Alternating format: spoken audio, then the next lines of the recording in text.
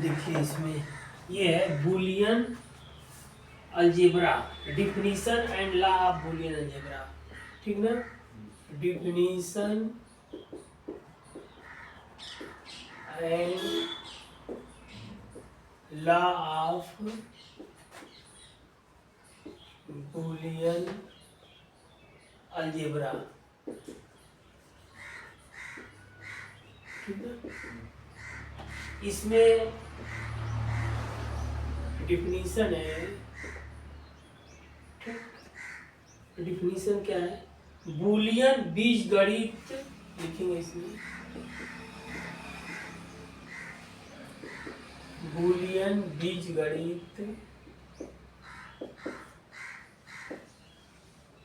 Boolean बीजगणित दो set ए और बी की, दो सेट ए और बी की मैथमेटिकल सिस्टम है।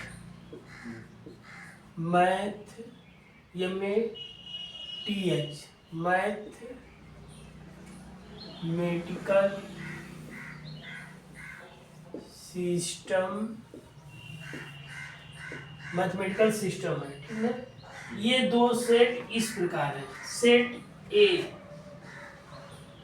इसमें है सेट ए बराबर क्या है? 0,1, जहां 0 और 1 ट्रूथ वैल्यू है, जहां 0,1 ट्रूथ, TRUTH होता है,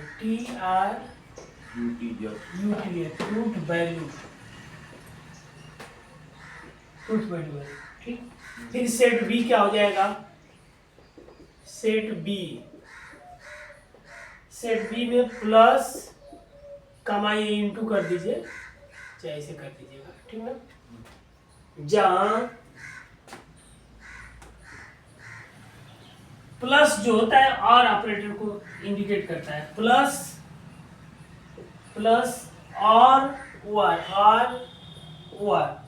और बूलियन ऑपरेटर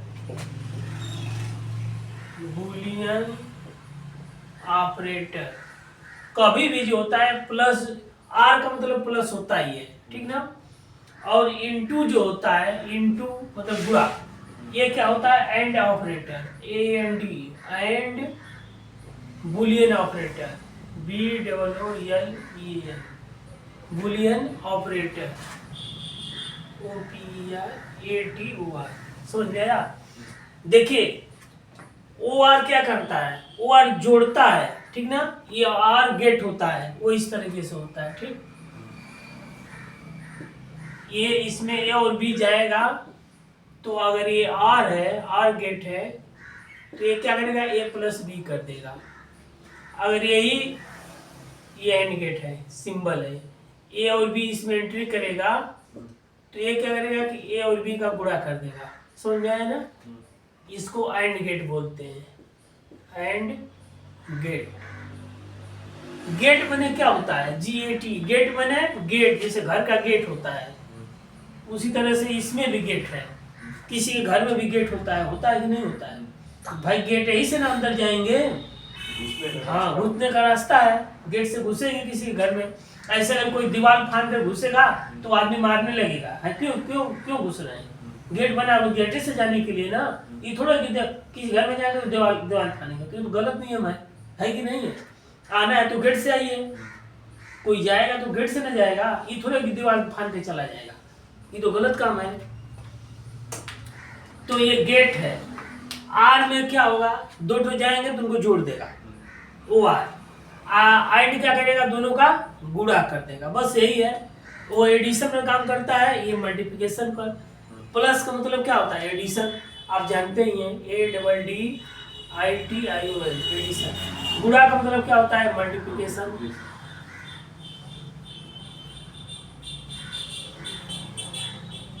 ठीक, मल्टीप्लिकेशन हो गया। अब इसमें क्लोजर ला, फर्स्ट क्या है क्लोजर, CLOSURE, क्लोजर ला, RE ला, क्लोजर का नियम क्या है, ठीक ना। इसमें क्या है, अगर ए और बी एलिमेंट है ए के, तो ये क्या करेगा कि ए प्लस बी, ए भी एलिमेंट हो जाएगा ए का, समझ में आया, एंड ए इंटू बी, ए भी एलिमेंट हो जाएगा ए का। ये क्या है, क्लोजर ला है, समझ में आया, ये क्या है, ये क्लोजर ला हो गया। अगर ए और बी ए का एलिमेंट है तो ए प्लस बी भी क्या होगा, ए का एलिमेंट होगा, और ए इंटू बी भी क्या हो जाएगा, ए का एलिमेंट हो, ये क्लोजर ला हो गया। दूसरा ला क्या है, कम्युनिकेटिव ला, COMMUTATIVE,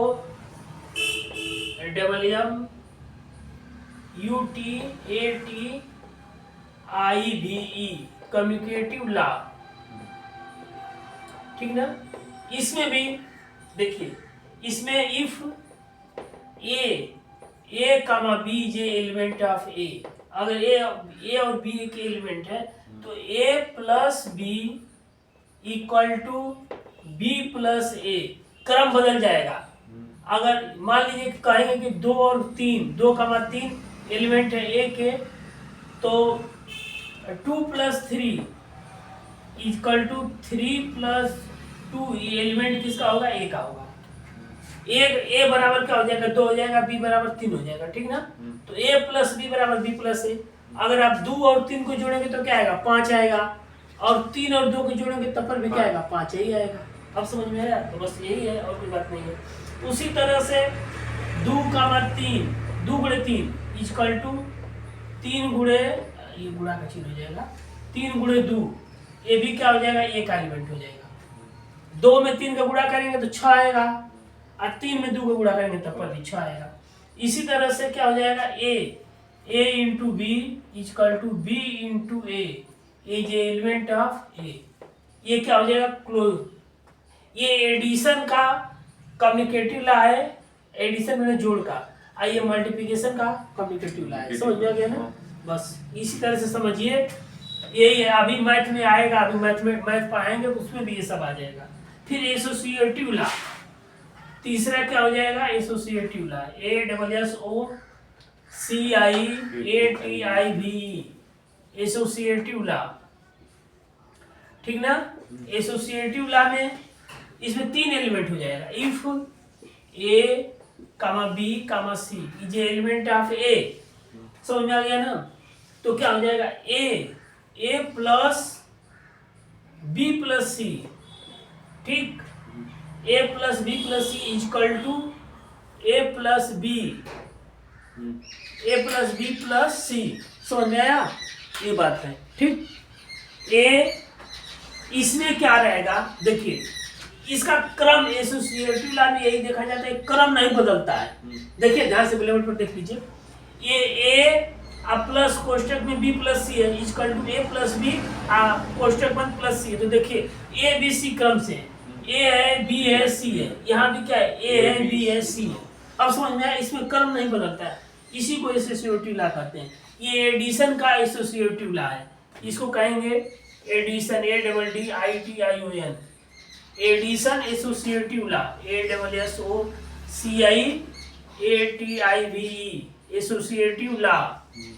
और ये क्या हो जाएगा, मल्टीप्लिकेशन का एसोसिएटिव ला। इसमें बस क्या रहेगा, एडिशन मैंने जोड़ का मतलब वहां प्लस हो जाएगा, मल्टीप्लिकेशन मैंने गुणा, वहां गुणा हो जाएगा, बस।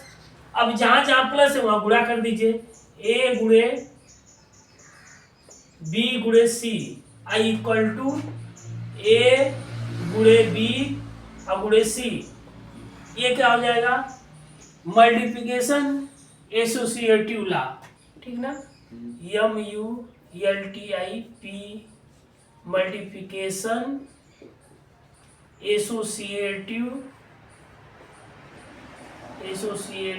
ला, ये मल्टीप्लिकेशन का एसोसिएटिव ला हो जाएगा, ठीक ना। अब समझ में आया, कोई दिक्कत नहीं है, बस यहाँ पे संख्या हो जाएगी। अगर इसी को हम मान लेंगे कि 2, 3, 4 इज एलिमेंट ऑफ ए, तो बस ए की जगह पर 2 हो जाएगा, बी की जगह पर 3 और सी की जगह पर 4। तो इसको लिख देंगे 2 + 3 + 4 = 2 + 3 + 4। बस ए बी सी का मान रख दिए हैं।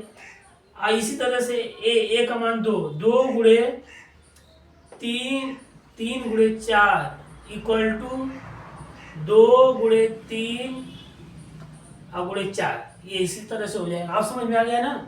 बस ए की जगह पर ए और बी सी के ए की जगह पर 2 हो गया, बी की जगह पर 3 हो गया, सी की जगह पर 4 हो गया। इसमें क्या है, कुछ तो नहीं है। देखिए कितना इजी है ये definition and law of Boolean algebra. Boolean algebra का परिभाषा और उसके नियम अभी आपको क्लोजर लॉ हम मैथ में पढ़ाएंगे। समझ में आ गया ना? अलजेब्रा में क्लोजर लॉ है, कम्युनिकेटिव लॉ भी अलजेब्रा में आएगा जो बीजगणित पढ़ा रहे हैं, फिर एसोसिएटिव लॉ भी उसमें आएगा। वही जो मैथ है वही इसमें यूज हो रहा है। ये लॉजिक गेट या डिजिटल लॉजिक, कंप्यूटर में डिजिटल लॉजिक मैथ पर वो काम करता है। समझ में आ गया ना? हाँ, तो बस यही चीज है, इसको समझ जाएगा भी, उसमें भी आएगा, इसमें सब आएगा। समझ में आया ना? सब अभी उसमें कराएंगे हम, कोई दिक्कत नहीं है। अब ये समझ लीजिए कि ये जो है ओ लेवल, हाँ ओ लेवल और ए लेवल के लिए इम्पोर्टेंट है। हाँ, उसके लिए भी ये इम्पोर्टेंट कोर्स है। समझ में आया ना? हाँ, और ये सब आपको बीसीए में भी मिलेगा, बीसीए बीटेक उसमें भी मिल जाएगा। ये सब पूरा ये डिजिटल लॉजिक है। इसको क्या कहते हैं? Digital, DIGITAL, digital logic. Computer का ये डिजिटल इलेक्ट्रॉनिक्स में भी आ जाता है। समझ में आया ना? ये सारे कोर्स। हाँ, ये हो गया इधर का।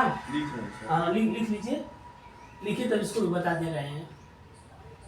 अब मैथ ये मेनली ये इंटर का मैथ है। इंटर मैथ मांगता है ना बीसीए के लिए। जो बीसीए करेगा अगर वो इंटर मैथ नहीं तो बीसीए नहीं कर पाएगा। समझ लीजिए पूरा ये वाला आर्ट्स वाले भी होगा। हाँ, लेकिन पढ़ना पड़ेगा आपको, भले ही वो है आर्ट्स के लड़के भी बीसीए करेंगे, लेकिन आपको पढ़ना पड़ेगा, सिलेबस में रहेगा ये। बिना पढ़े नहीं करेंगे। हाँ, पढ़ाई कोर्स आपको पूरा करना। अब क्या है, नई शिक्षा नीति में आ गया है कि कोई भी लड़का इंटर आर्ट साइंस भी किया है चाहे साइंस भी किया है, वो आगे चल के बीए बीएससी कुछ भी कर सकता है। लेकिन जब बीएससी करेगा तो उसमें उसकी पढ़ाई उसको करना पड़ेगा। हाँ, ये उससे छुटकारा नहीं मिलेगा। हाँ, अगर कोई लड़का इंटर आर्ट साइंस किया, वो साइंस बीएससी भी करेगा, लेकिन बीएससी करेगा तो उसको मैथ वहाँ पढ़ना पड़ेगा। हाँ, वो चीज़ पढ़ना पड़ेगा। ये नहीं है कि बिना पढ़े नहीं होगा उसको। हाँ, ये नियम आ गया है। ठीक, उधर का हो गया है। ठीक है, कोई दिक्कत नहीं, इसको मिटा दे रहे हैं।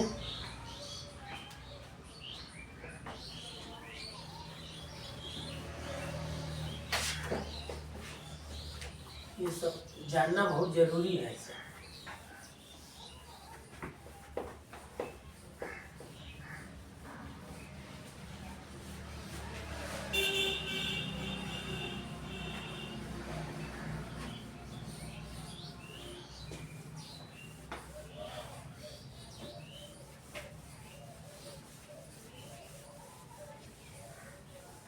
ये भी मिटा देना। ये सोसाइटी ला हो गया है। हाँ, लिख लीजिए सोसाइटी ला। एसोसिएटिव ला के बाद अब डिस्ट्रीब्यूटिव ला है 4 नंबर पे।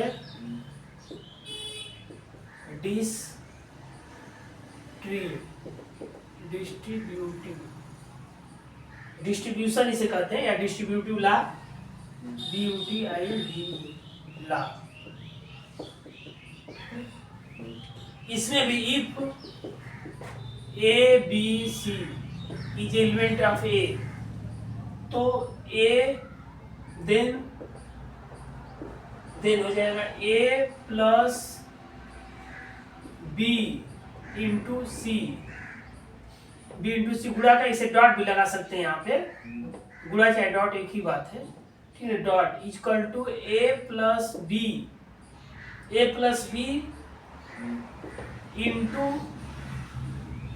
A + C is element of A।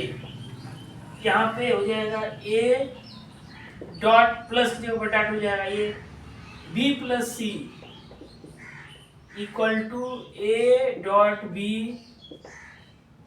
Plus A dot C is element of A. समझ में आया?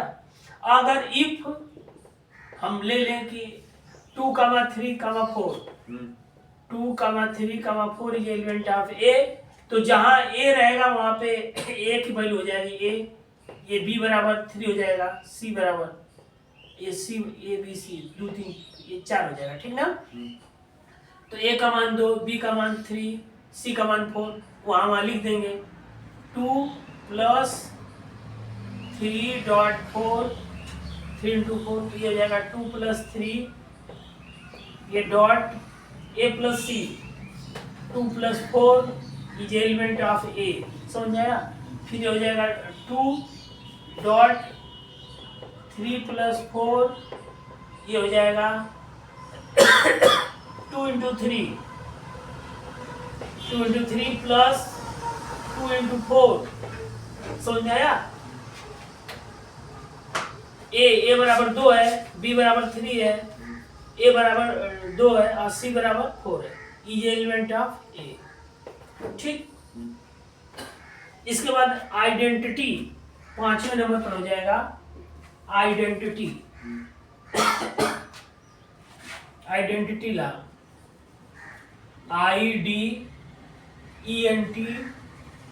IDENTITY identity law. ठीक। इसमें भी क्या है? If A is element of A then a plus 0 equal to 0 plus A equal to A हो जाएगा। ठीक। या a plus 1 equal to 1 plus A equal to A. ठीक। या a into 1 equal to 1 into A equal to A. या a into 0 equal to 0 into A equal to 0। ठीक। ये identity law है। बस थोड़ा घबराइए मत।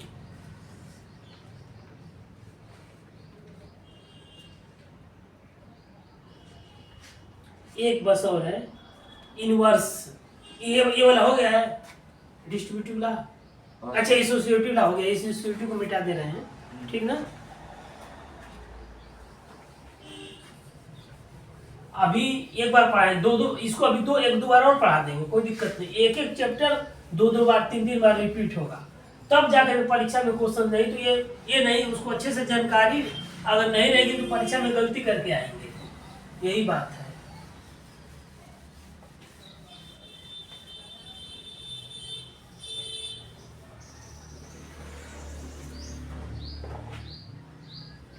नेक्स्ट 6 है इनवर्स। Inverse law. इनवर्स का मतलब उल्टा होता है। INVERS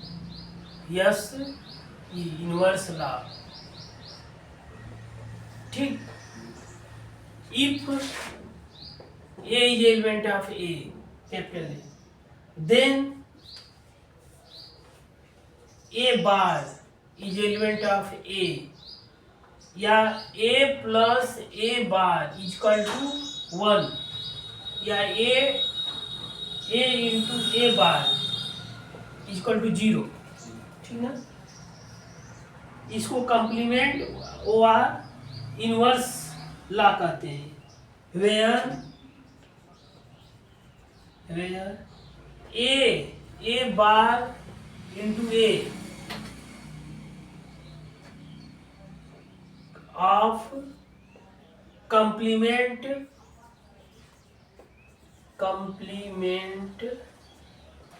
और इनवर्स।